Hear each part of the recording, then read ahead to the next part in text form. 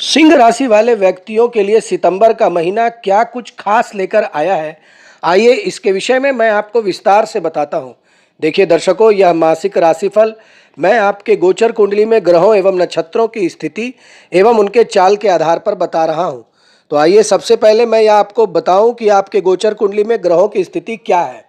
देखिए, सूर्य आपके लग्न में विराजमान है, वहीं शुक्र केतु के साथ आपके गोचर कुंडली के द्वितीय भाव में बैठे हुए हैं। शनिदेव आपके सप्तम भाव में, वहीं राहु अष्टम भाव में विराजमान है। बृहस्पति देव आपके गोचर कुंडली के दशम भाव में बैठे हैं, वहीं मंगल एकादश भाव में और बुध महाराज आपके गोचर कुंडली के द्वादश भाव में विराजमान है। तो ग्रहों की इसी स्थिति के आधार पर आइए सबसे पहले कैरियर की दृष्टिकोण से यह सितंबर का महीना कैसा रहेगा, इसके विषय में मैं आपको बता रहा हूं। देखिए, कैरियर के दृष्टिकोण से अगर देखा जाए तो दशम भाव में देवगुरु बृहस्पति पूरे महीने विराजमान रहेंगे, जो कि आपकी नौकरी में अच्छी स्थिति को दिखा रहे हैं। आप अपने अनुभव का लोहा लोगों से मनवा पाएंगे और अपने अनुभव से हर काम को मन लगाकर करेंगे, जिससे नौकरी में आपकी वाहवाही होगी और आपको उसके अच्छे परिणाम मिलेंगे। देखिए, आप मन लगाकर आप काम करेंगे तो फिर आपकी छवि भी मजबूत होगी और आपको मनचाहा परिणाम भी देखने को मिलेगा। आपको प्रशंसा की प्राप्ति होगी और आपकी तनख्वाह में भी वृद्धि इस महीने आपको मिल सकती है। कोई पुराना रुका हुआ या कोई एरियर या कोई काम है तो इस महीने वह पूरा हो जाएगा और आपको आगे बढ़ने में ये जो रुकावट जो पूरी होगी वो आपको प्रेरित करेंगे।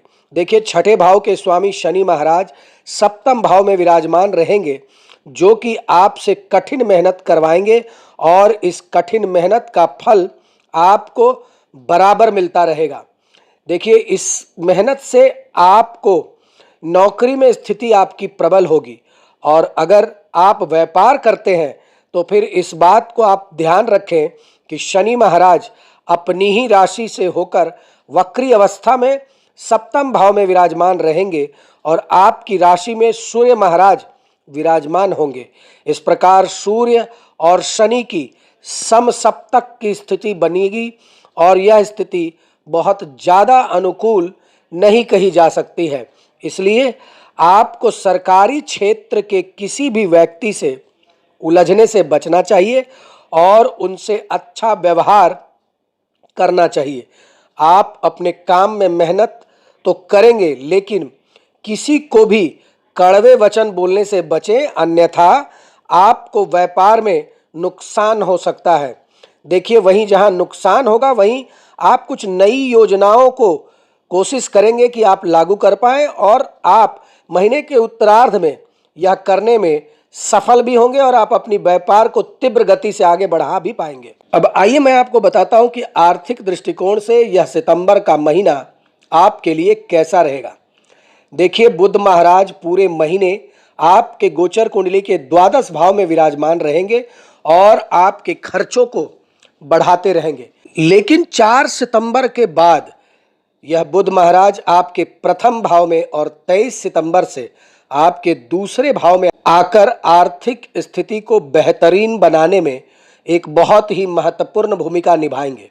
इसके अतिरिक्त आपके तीसरे और 10वें भाव के स्वामी शुक्र महाराज महीने के पूर्वार्ध में दूसरे भाव में बने रहेंगे, जिससे आर्थिक स्थितियों को और बेहतर बनाने में इन ग्रहों का बहुत बड़ा योगदान होगा। धन संचय करने में आपको सफलता मिलेगी, आपको नौकरी से धन लाभ होगा और आप बचत में कामयाब भी हो पाएंगे। देखिए, मंगल महाराज पूरे महीने आपके एकादश भाव में विराजमान रहेंगे, जिससे आपकी आमदनी लगातार बढ़ती रहेगी। देवगुरु बृहस्पति भी दशम भाव में बैठकर दूसरे भाव को पूर्ण पंचम दृष्टि से देखेंगे और आपकी आर्थिक उन्नति में सहयोग करेंगे और कुछ धन संचय कराने में आपकी मदद करेंगे। लेकिन राहु की वजह से देखिए आपको बेवजह के फिजूल खर्च करने पड़ेंगे। इसलिए मैं आपको सलाह दूंगा कि कुछ आप खर्चों को नियंत्रण करें, बेवजह के खर्चों से को बचने की कोशिश करें और अवांछित यात्रा यानी अनचाहे यात्राओं से आप कोशिश करें कि आप ना जाएं, क्योंकि आप अगर इन यात्राओं पे जाते हैं तो न केवल आपको स्वास्थ्य का कष्ट होगा, बल्कि आपको आर्थिक चुनौतियों का भी सामना करना पड़ सकता है। अब आइए मैं बताऊं आपको कि स्वास्थ्य के दृष्टिकोण से यह सितंबर का महीना आपके लिए कैसा रहेगा। देखिए, अष्टम भाव में राहु महाराज की उपस्थिति आपको फिजूल की यात्राएं करवाने पर विवश कर देगा और इसकी वजह से आप अत्यधिक थकान महसूस करेंगे। शारीरिक कष्ट भी आपको परेशान कर सकता है।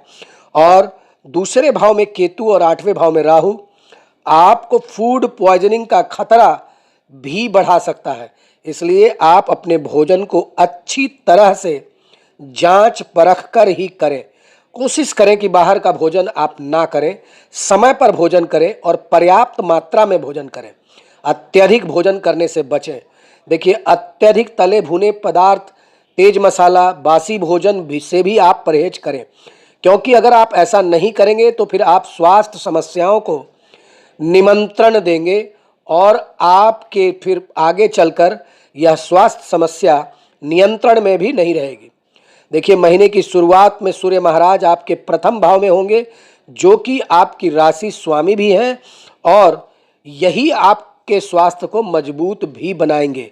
पुराने अगर समस्याएं कोई चली आ रही है तो इस महीने आपको थोड़ी इसमें कमी दिखाई देगी और आप रोग प्रतिरोधक क्षमता की वजह से आप कुछ रोगों से बच पाएंगे। अब आइए मैं आपको बताऊं कि प्रेम और वैवाहिक दृष्टिकोण से यह सितंबर का महीना आपके लिए कैसा रहेगा। देखिए, पंचम भाव के स्वामी बृहस्पति महाराज गोचर कुंडली के दसम भाव में विराजमान रहेंगे और मंगल महाराज एकादश भाव से पंचम भाव को देखेंगे। अब इन दोनों ही परिस्थितियों के कारण आपके प्रेम संबंधों में उतार चढ़ाव की स्थिति दिखाई देगी। आप बहुत कुछ करना चाहेंगे और अपने पार्टनर, अपने प्रियतम के साथ ज़्यादा से ज़्यादा समय बिताना चाहेंगे, लेकिन परिस्थितियां ऐसी बनेंगी कि आप ऐसे करने में सफल नहीं हो पाएंगे और इसकी वजह से आपके अंदर झुंझलाहट पैदा हो सकती है।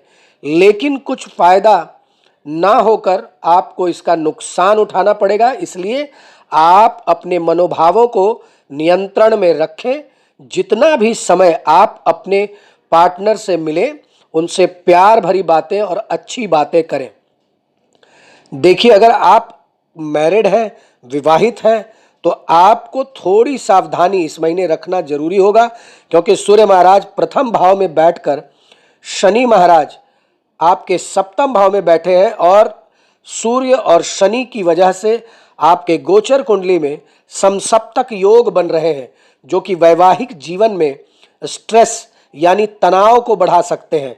अष्टम भाव में राहु की उपस्थिति भी आपके ससुराल पक्ष से आपका ज़्यादा अच्छा संबंध नहीं दिखा रहा है और आप अपने जीवन साथी से सामंजस्य बिठाने में आपको थोड़ी तकलीफ हो सकती है।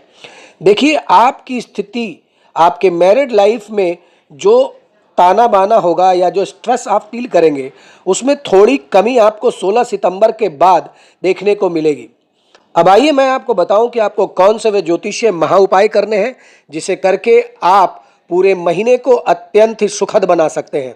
देखिए, आपको प्रतिदिन तांबे के पात्र में सूर्य भगवान को अर्घ जरूर देना चाहिए। सुबह शाम दोनों समय हनुमान चालीसा पढ़ने का कोशिश करें और हर वीरवार यानी बृहस्पतिवार आप भगवान श्री हरि विष्णु को प्रणाम करें मंदिर जाकर और रोजाना हल्दी का तिलक अवश्य लगाएं।